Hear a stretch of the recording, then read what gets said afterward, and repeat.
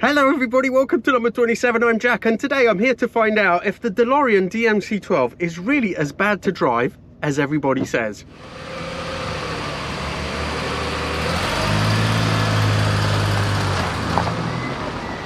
Now these cars have a lot already to distinguish them. It's an incredible story how they were set up. It was by John DeLorean, who was the sort of wonderkind at General Motors, but decided that they were just too boring, too stuffy, and he was going to set up on his own and create a car factory and a car from scratch that would completely revolutionize the way cars were made and drove at the time.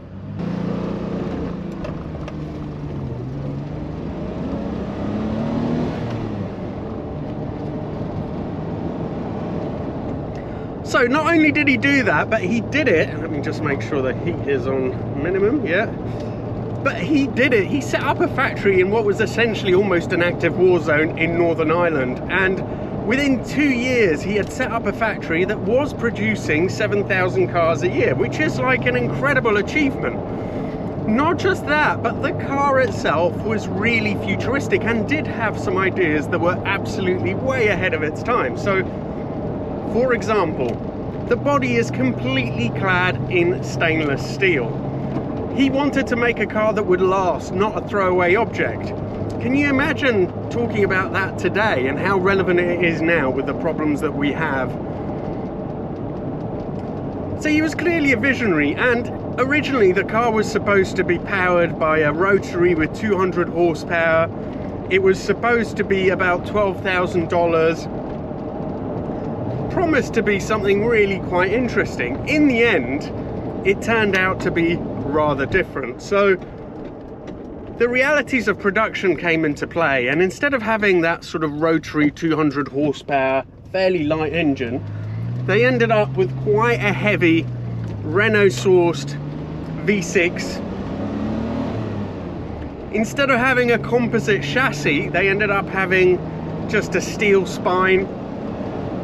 But the design of the car is really remarkable, and when you see it in the flesh, I think you don't quite realize. I don't think I'd ever seen one in the flesh, and it's so much more special in the flesh than it is in the pictures, and it works pretty well as a design too. It's quite cohesive, it's got some really nice curves on it. Remember, this was in 1981, so really quite remarkable in many ways. Also, the car itself is really quite well resolved, so it doesn't feel like some sort of one-off special. All the instrumentation is pretty clear, it's quite nice. I mean, it's not super upmarket, but it's got some nice switchgear. I don't know if they took it from some other car, I don't recognize it, they might well have, but it's all laid out well, it looks quite nice. It feels like so alien to be in, because you're really sort of, I have to tilt the seat quite far back because otherwise I don't fit.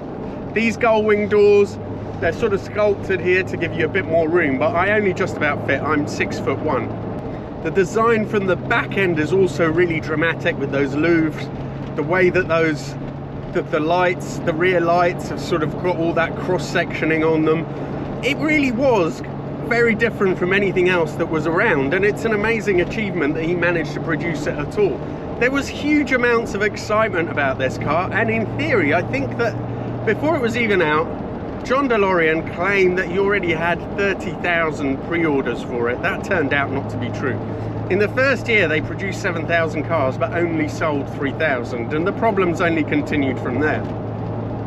So why was it that a car which was so different, so futuristic, gull-wing doors, stainless steel bodywork, dramatic looking, why did it end up failing? Well, there's two things really. First of all, it was way more expensive than was originally sort of planned. It was almost double the price when it came out. But the other thing is that the road tests at the time and perceived wisdom now is that it's not actually a very good car to drive. It's also got a bit of a sort of split personality, because you're not quite sure what it is. I think originally it was supposed to be a sports car. When it was delivered and when it was driven, you know, that Renault-sourced V6 only puts out 130 horsepower. That's just not enough for a sports car. And driving it now, I can say the engine is really it is quite underwhelming. Not only is it sort of quite lacking in punch, but it doesn't sound particularly nice. It's a bit of nothing of a nothing. It's not revvy, but at the same time it's not particularly torquey, it's not particularly smooth for a V6. I think it was already quite an old design at the time. I'm presently surprised by the gearbox, which I had read was really pretty awful, and in actual fact it's not that bad. I mean, yeah, it's really lethargic, this lump, and I should have looked up, I'll tell you now because I'll look up afterwards how much this weighs, but as a sports car it absolutely doesn't work. The steering is quite direct, it's not fast, but it responds straight away from the straight ahead, so the steering is actually, it's reasonably nice, but it feels like quite a heavy, ponderous thing, so it doesn't really encourage you to throw it around. So it's like you don't really know what it's supposed to be. I think with the way the lazy engine, it does sort of move eventually, but with that lazy engine, it feels a bit more like it should be a Grand Tourer. The suspension is also, it works pretty well. But as a Grand Tourer, I don't think it works. It's the driving position is really odd. You're too far slanted back, but it's still a bit of a reach to the wheel. Then my knees are sort of quite crushed. It's a bit of an Italian driving position almost. So it's almost, it just doesn't, it feels as if it doesn't quite know what it wants to be.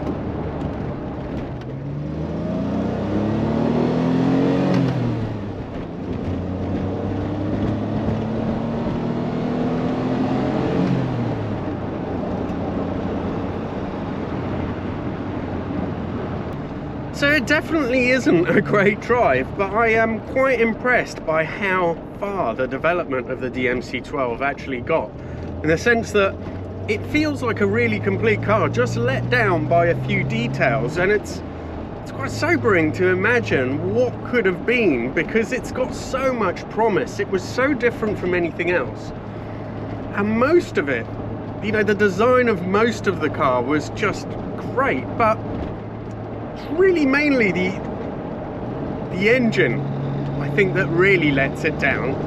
Apart from that, it's got some clever design touches. The gearbox is quite nice, it's quite responsive, but it doesn't handle that badly. I mean, it's no sports car, but it goes down the road okay, and it's pleasant enough to drive. But that engine is just, it's not right for the rest of the car.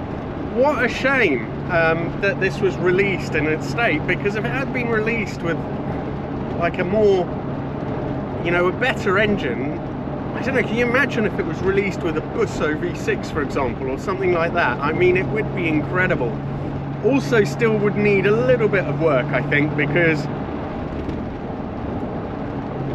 I'm sure I can feel a bit of flex in the body, and I'm just driving fairly sedately down these roads. As soon as there's a few bumps, you can feel it flexing. So I think it was never going to be a precision tool, but with a decent engine, it could have been incredible.